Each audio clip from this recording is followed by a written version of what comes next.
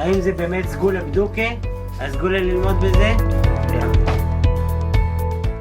Erev Tov, good evening, Dober V'Yetcher. We are in the Zera Shimshon on Parsha Berashis. We've started the Torah anew, and we're going to do section Yud Zayin, section 17. I would be remiss if I didn't mention right from the start the incredibly profound Hakaras HaTov, the gratitude that we have to HaKadosh Baruch Hu for the return of the hostages, the living hostages, something we've been waiting for from the beginning, since October 7th, from the beginning of the war. And Baruch Hashem, the miracle happened, and they're all back home. And now we have to continue to daven for the bodies to be returned to the families, and for everything to develop in such a way that our enemies are completely suppressed and destroyed.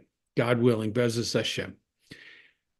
The Zera Shimshon here begins with a discussion about gold, because in Parsha Berashis, the Torah talks about gold, even though it's not one of the things that we focus on too much. The Torah talks about gold and says gold is good, or there is good gold.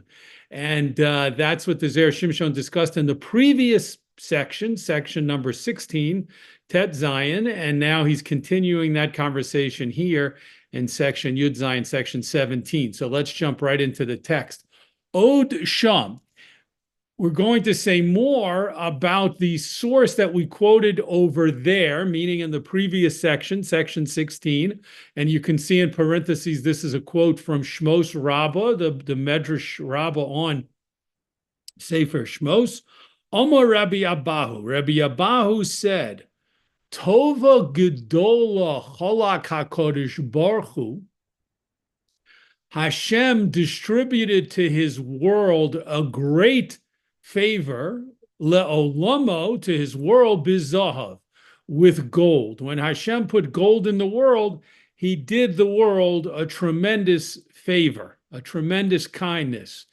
And now an illustration of that. Yesh Adam Poret Zohu, a person can get change for one gold coin, umotzi mimenu kama yitzios, and he can make many purchases with the change. So if you have one gold coin, the gold is worth so many lesser coins that you can change your gold coin and use all of your small change now to make many, many purchases. And so it's a great convenience to have that gold coin that you can change and use to buy lots of things. Shene'emar, as the pasuk in Berashit says, our parsha, uzahav ha'aretz hahi tov, and the gold of that land is good. Mahu tov, what does it mean in the pasuk when it says it's good? Tuve dehu bivese, it is good in his house. We'll talk about what that means in one moment. Tuve dehu bilivyose, and it is good when he travels. V'chule, etc. Ad kan lishono, until here is a quote from the Medrash Rabbah. So the Zera Shimshon is going to pose several questions on this excerpt from the Medrash Rabbah. But before he does, let's just understand, what does it mean that gold is good in a person's house and it's good when he travels? In one's home, if they would like to keep money as a reserve to either buy things or to use if they ever have an emergency or things like that, it's really good to store gold in your house, because one gold coin has a lot of value, as opposed to, for example, stacking in your closet all of the silver coins that could equal that one gold coin, or all of the other types of coins, copper, for example. Each of those, the silver and copper coins are worth much less, of course, than a gold coin. So gold is a very good thing for a person to put in his house and to hold on to. It doesn't take up much space.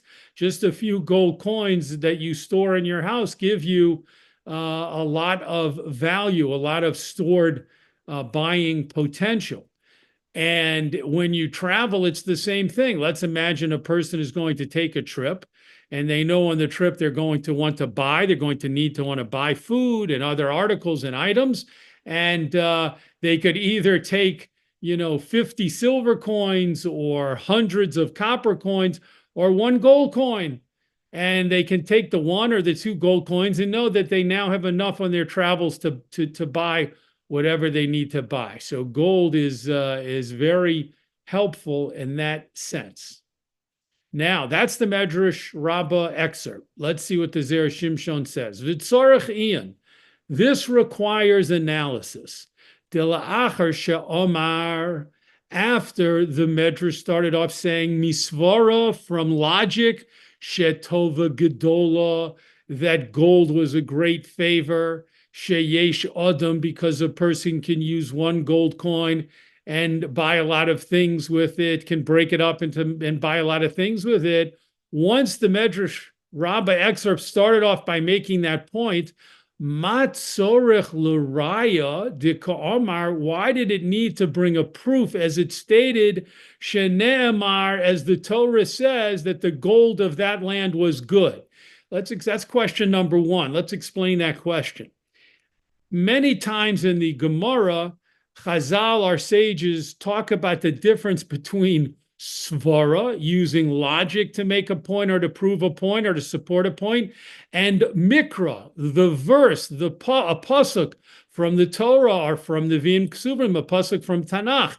And those are two very different things. If you bring a proof or a support to your position from logic, then anyone who wants to disagree has to show a flaw in the logic, or show a different, equally logical position. That's logic. That's svara. However, if someone brings a pasuk, if they bring a verse from the Torah, from the Vim and Ksubim, from Tanakh, to support a position or to prove a point, someone would either need to bring a different pasuk or would have to interpret the pasuk that was brought in an equally valid but different way. So svara and mikra, or kra, as it's sometimes called, are different ways of supporting points and different ways of making points. Here, the Zera Shimshon is asking, this piece, this excerpt in the Medrash Rabbah started off by making a statement based on logic, that gold is a good thing. Hashem's creation of gold in the world is a favor to people because we can have a gold coin and use it to buy lots of things. And that's good for us. One gold coin has lots of value, can be changed to many, many smaller coins, and you can use all those smaller coins to buy lots of items. So that's a good thing, and it's logical, and it makes sense. However, it then says, shenemar, it brings a support to the logic from a pasuk, because the Torah in Parsha Berashis says that the gold in a specific area of the world was good. So why do you need to bring a pasuk to support your logic? Your logic can stand on its own, and it's not strengthened by bringing in a pasuk. A pasuk is an entirely different type of support. If you're using logic, stick to logic. If you're using a pasuk, if you're using a pasuk, use the pasuk. So that's the first question. Why does the Torah mix its metaphors, so to speak? Why does it mix its use of logic and a verse from the Torah, words from the quote from the Torah, when that's not usually how we operate? That's question number one. The Ode, and another question, back to the Zera Shimshon text. Mahu shechozar v'sho'al mahu tov. What does it mean after it quotes the pasuk about the gold being good when it says mahu tov? What is good? Uma kushehizo. What kind of question is that? What did the Medrash Rabbah mean to say? What does the Torah mean that gold is good? We just started by talking about how gold coin is such a good thing to have because it's easy to purchase so many things with it. Why is it asking, as if we didn't explain previously why gold is good? Why does it ask the question, what does the Torah mean when it said it's good? And the plot thickens with a third and final question, v'od, and another question, a third question.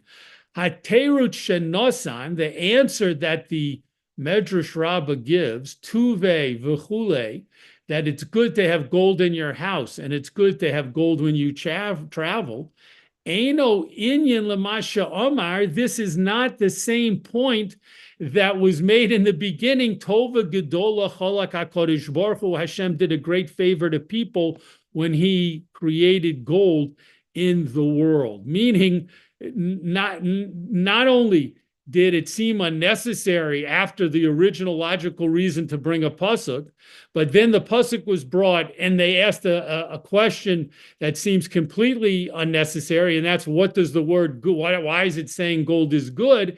And then to answer that seemingly unnecessary question, the Medrash Rabbah gave a different explanation than it had started off about the goodness and the benefit of gold, focusing on not on purchases you can make with gold, but on the fact that you can store it in your house, or you can travel with it, and it's doesn't take up too much space in your house like other types of precious metals, and it isn't hard to carry, heavy to carry, as if you used other metals instead of gold. So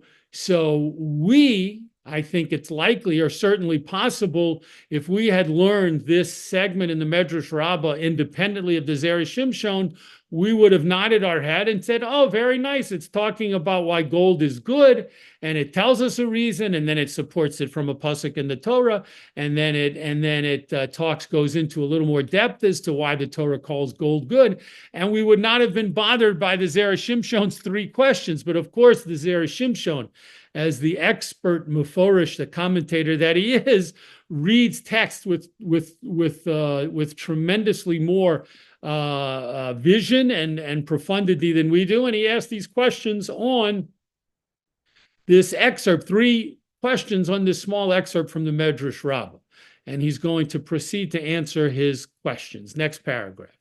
V'yesh lomar, and we can say, the amrinan beperik daled dimitzia. We say, Chazal say, in the 4th chapter of the tractate Baba Metzia. Now, before we read these, the quote from Baba Metzia, the Gemara Baba Metzia, and explain it, we need to understand a concept first, and that is, it has to do with acquisitions and what we call kinyanim, acquiring things. When we're used to thinking, we're accustomed to thinking that when you put your money down to buy something, you have acquired it. That is not the way halacha, that is not the way Jewish law views the situation. Jewish law says, let's put your money down, that's fine, but only when you take the object that you are trying to buy, when you pick it up, let's say, and you're picking it up to acquire it, and you're taking it out of the store, that is what makes the transaction actually be executed. And when you do that, let's say you're buying a watch, when you pick up that watch, then the owner of the store who's selling you the watch acquires the money that you put down to pay for the watch. You putting down the money does not, from a Torah law perspective, do anything. It doesn't make the transaction happen. Of course, the owner of the watch, the owner of the store, is not planning to give you the watch for free. He wants the money. But in terms of the transaction being effectuated and taking place and being executed, that happens when the buyer, the purchaser, picks up the object and takes it. At that moment, the deal is transacted. He now is the owner of the watch, and the seller acquires the money that was paid, or possibly in a barter situation, applies the objects that were used to be given in exchange for the watch. So please keep that concept in mind if you have not learned it before in terms of how transactions work under Torah law. So now, having said that, the Mishnah says, this is a quote from a Mishnah in Baba Metzia, Hazohav koneh es hakesef. It is the gold that allows for the acquisition of the silver. Meaning, let's imagine a person is using coins of one type to buy coins of a different type. So one person is putting down, let's say, a gold coin, and the other person is putting down however many silver coins it would take to buy the gold coin. And many times we talk about 1 dinar of gold being worth about 24 dinarim of silver. So one person puts down 1 gold coin, the other person puts down the 24 silver coins. The Mishnah says only when the person purchasing the gold coin picks it up is the transaction effectuated, and then the silver coins become the property of the person who originally owned the gold coin and is selling it for the silver coins to the other person. So gold is viewed as the commodity, and silver is viewed as the currency, as the payment. That's what the Mishnah says. Umirfarshinon b'Gemara. In the Gemara, it explains didahava peira. Gold is the merchandise, literally like the fruit. Gold is the thing, the commodity, the merchandise being purchased. Vikaspotiva, and silver is the currency, the money being used to buy the gold. That's how we view a transaction of gold and silver coins. Gold is viewed as the commodity, silver is viewed as the payment. Mishum de kaspa chorif behotzaah, because silver is very easily used to make purchases. It's very common to use silver to circulate silver.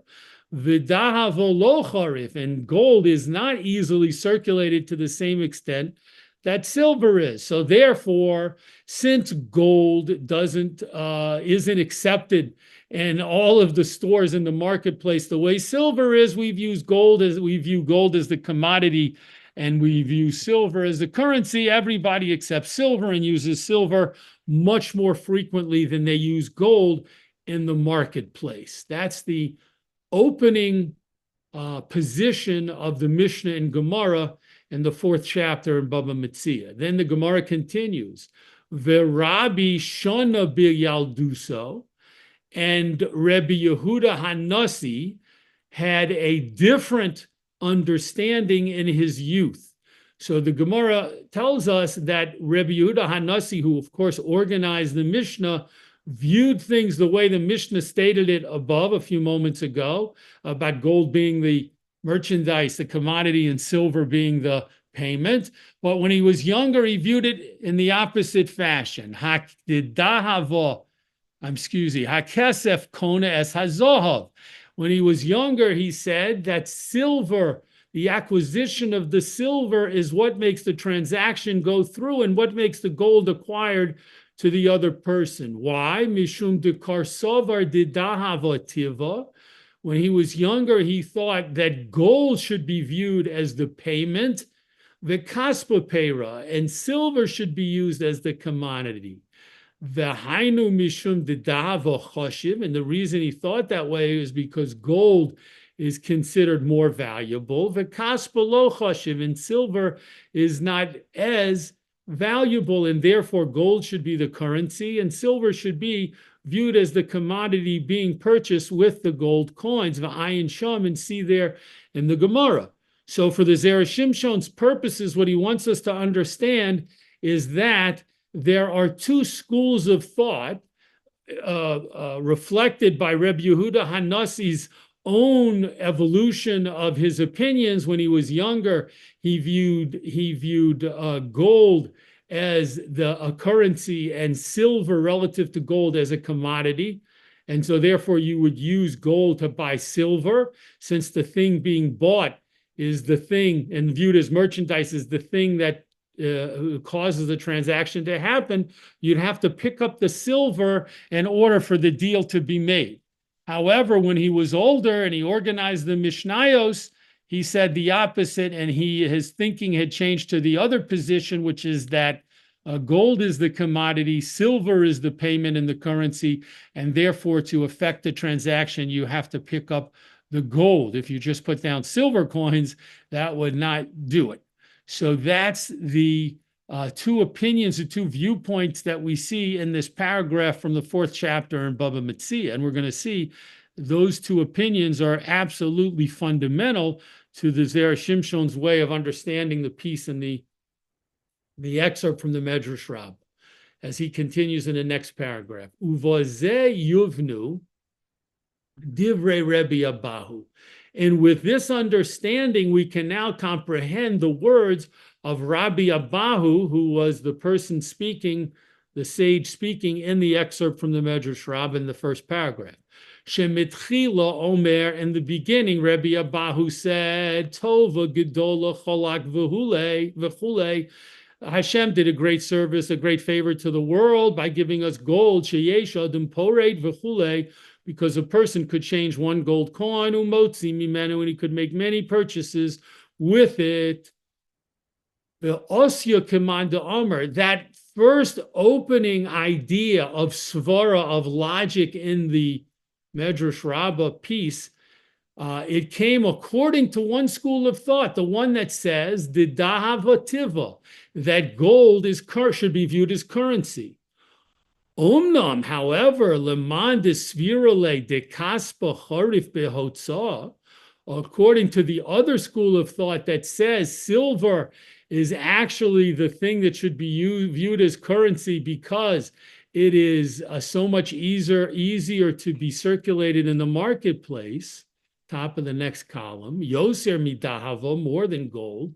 In Cain, if so, einzo tova shecholak v'chule. Then it's not such a good thing. It's not that great that God gave us gold because silver circulates more freely than gold. It's better to have silver. Silver is the thing we should really appreciate in terms of God's creation, even more than gold. V'lochein hevi krosh shene'amar, and therefore Rabbi Abahu says, since it's possible, according to the other school of thought, to disagree with my logic, I'll bring a pasuk from the Torah, and the pasuk says that gold is good. So we're good so far.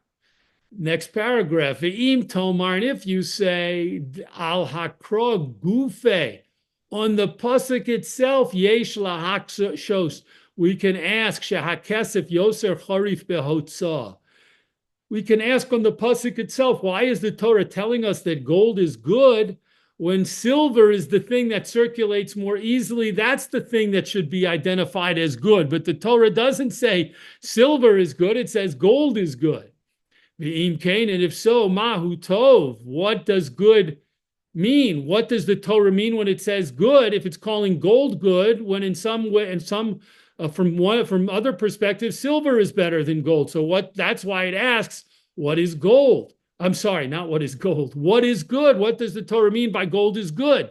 Mishum hachi teirates, because of that, the Medrash Rabbah excerpt answers, Hagam she'eno charif behotza, even though it's true that gold doesn't circulate as freely in the market as silver, if a person wants to store valuable coins in his home, or if he wants to take valuable coins on a trip, it's better to have gold coins than silver coins. Gold doesn't take up nearly as much space in your home or in your suitcase as silver. Ve'eno shokel kol kach koved, and it's not as heavy to carry lifmi shenoso imo, to the person who wants to carry these coins with him. As we mentioned before, when we explained the first paragraph, if you want to store precious metals in your home, you will take up a lot less space with gold, of course, because it's worth so much more than silver and so much more than other types of metals. And the same thing is true if when you travel, you want to take a precious metal with you, valuable coins. A gold coin can take the place of lots of silver coins, and a couple of gold coins should cover all of the purchases you hope to make on the trip and all of your needs on the trip, whereas you'd have to take 24 times as many silver coins to equal the value of the gold coin or coins. So now the Zera Shimshon, at this point, has explained the excerpt in the Medrash Rabbah and answered his three questions. And he's done that by showing us that Rabbi Avahu was saying something much more complex and much more complicated than we originally thought. He wasn't just trying to explain to us why gold is good and giving us different sources that gold is good. As a matter of fact, if that's all he wanted to do, he didn't need to say anything. We're all aware of the fact that gold is good, and we like gold very much for all kinds of reasons. But Rabbi Avahu was very sensitive to the fact that there are different opinions about gold and silver and which one is more easily used in the market, which one circulates more freely in the market, and which one therefore might be preferred to hold on to or to have. And so he was being sensitive to that. He was trying to cover all of the bases. So he started off with a logical reason. One of the logical reasons why gold is beneficial to people. We can purchase a lot of things with it. And then he says, but of course, I'm aware of the fact that someone might question that and say silver is even better. So he brought in a pasuk from the Torah and he said, look, the pasuk says gold is good. And then he realized, but people might question the pasuk and have a question on that pasuk and say, why didn't the Torah say silver is good instead of saying gold is good? And so then he gave two other reasons, additional reasons that don't apply to silver but do apply to gold as to why it's a good thing to have stored in your home or to take with you when you travel. And that's where Rabbi Abahu was coming from. Now the Zera Shimshon, having done that and therefore possibly being able to stop here, gives a different explanation, and that's what he moves to, what he transitions to now, a different way of looking at the excerpt from the Medrash Rabbah. V'od yesh lomar, and we can also say alternatively, shemitchilo amar, from the beginning he said, Rabbi Abahu said, shema she'odam horet zohuv, the fact that a person can get change for a gold coin. Umotzi mimenu kama yitzi hotzos, and he can buy lots of things with the coins he gets for his one gold coin. He tova gedola. That's a great benefit of having a gold coin. Aval al zeh yesh lomar adarabah, but on that very point, you could say the opposite. She'eno kol kach tova. It's not such a good thing to have a gold coin. Hoil, since she'lifamim eno motzi lefarta. Sometimes it's hard to find a person to give you change for your gold coin. Not everybody wants to get your gold coin in exchange for their coins. They like to use the coins that they have, and they don't want to walk around with one gold coin, a little bit like a person who doesn't like to carry around a $100 bill, because not everybody's going to break the $100 bill for you, and therefore it doesn't have as much usefulness to you, as much utility as 520s, for example. So too, some people don't want to carry around a gold coin. They might not always be able to break it. And even if somebody wants to break the gold coin for you, tzorich lahafsid ezo pruta. You might need to lose, you might end up losing a small amount of money, because the money changer is going to charge you to break your gold coin. As it's taught in a Mishnah, both in the Meseches Maser Sheni and both in Meseches Shkolim. It's taught over there that when a person comes with a gold coin, specifically it's talking about either money of Meiser Sheni or a shekel donation money. When a person comes to change that gold coin in Yerushalayim, the money changers would not give them the full amount of the gold coin because they'd keep something for themselves as their payment for making the transaction.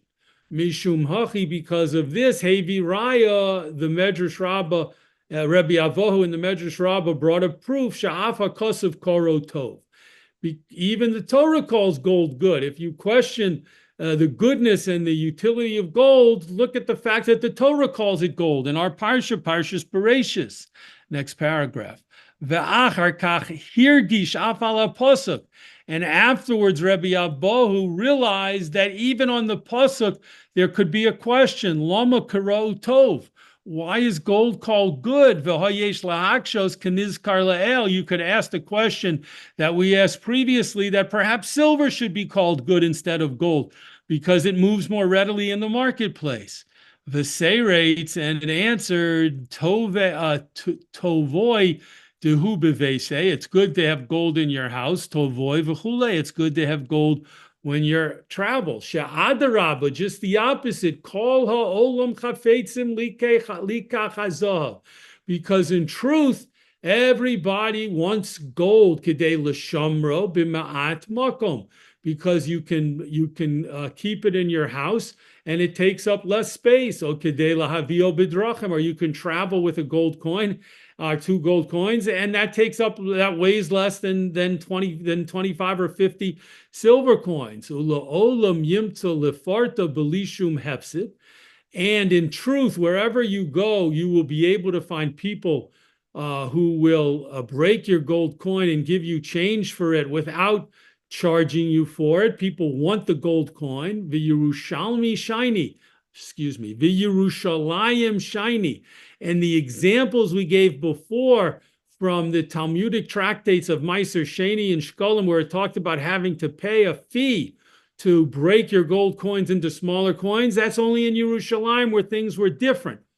Ho'il, since, moving to the next page on the right, Sheholchim Shom Kol Yisrael, all of the Jewish people go there at certain times of the year, Umeviim Sham Ma'os Meiser Sheni Ushkolim, and they bring the coins of Meiser Sheni, or they bring their shekel coins, and they're donating these to the Beis Hamikdash. Either they're changing them, they're buying food with them, or they're fulfilling mitzvos with them. If everyone brings gold coins, certainly the copper coins that all of these people want to get when they change their gold coins will become worth more. But in general, outside of Yerushalayim, or even in Yerushalayim when it's not these special times, this is not a concern, and therefore gold in general, as a universal idea, gold is going to be a very desirable type of coin to have, and one which people will always change for you because they want to get their hands on your gold coin, and they're willing to give up lots of little copper coins or silver coins in order to get the gold coin, which is tov, which is the best thing to have, both from svara, from logic, and both from a Torah pasuk, both from a Torah verse. So the Zera Shimshon has, as he so often does, has taken, in this case, a quote from Chazal, in this case from the Medrash Rabbah, and it's an innocent-looking few lines in the Medrash Rabbah that seem to just be talking about why gold is a good thing to have and a good thing for Hashem to have put in the world. But he poses his 3 incisive questions to say, no, there's much more going on here. And Rabbi Abahu, who's the one talking, must have had much more in mind than meets the eye. And he's given us 2 different ways of understanding Rabbi Abahu's approach, or I should say his thinking, that with the 2 different ways of understanding Rabbi Abahu's thinking, we can see why he broke things up the way that he did, first starting with a logical point, then going to words from the Torah, and then even after that, bringing 2 more reasons about the benefits of having gold that were different than everything he had said previous to those 2. So Rabbi Abahu covered all his bases. And these days, of course, it's very relevant to talk about gold and silver as their prices go higher and higher, and we're all thinking about the gold we might be keeping in our basement or in our house, and what we might do with it. Yasher Koach for joining in the Zera Shimshon learning this week. We look forward to learning together again next week as we continue our journey through Berashit, the first book of the Torah.